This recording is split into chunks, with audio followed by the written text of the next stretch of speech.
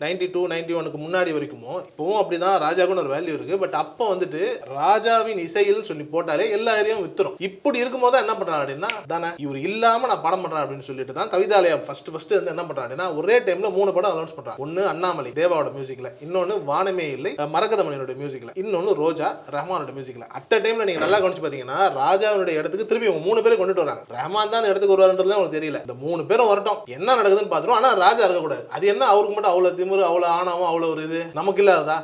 நாம தான் சங்கீதத்தையே கண்டுபிடிச்சோமாச்சே, நமக்கு இல்லாத ஒரு இதுவா எல்லாரையும் தூக்கிட்டு வா அப்படின்ற அந்த பாயிண்ட்ல தான் உள்ள வராங்க. ஆனா உள்ள வந்ததுல ரஹ்மான் தான் இன்னைக்கு நிக்கிறாருன்றது அது வேற விஷயம். நீங்க நல்லா கவனிச்சு பாத்தீங்கன்னா ஒரு மனிதனை சைக்கலாஜிக்கலா அடிக்கிறதுக்கான முதல் வேலையா தான் ரஹ்மானையே உள்ள கொண்டு வந்திருக்காங்க. ரஹ்மானுடைய தனித்திறமை அவருக்கு அதுக்கு சம்பந்தமே இல்லை அப்படின்னா கூட அங்க நல்லா கவனிச்சு பாத்தீங்கன்னா உளவியல் ரீதியா மென்டல் ரீதியா ஒரு ஆள் அடிக்கிறாங்க. ஏன்னா நீங்க பீக்ல இருக்கும்போது உங்களை வந்துட்டு இன்னொருத்தர் வராரு உங்க இடத்தை எடுத்துக்கிறாருங்கிறதே உங்களால அக்செப்ட் பண்ண முடியாது. பட் ஓகே அது காலத்தின் கட்டாயம் நீங்க விட்டுருவீங்க.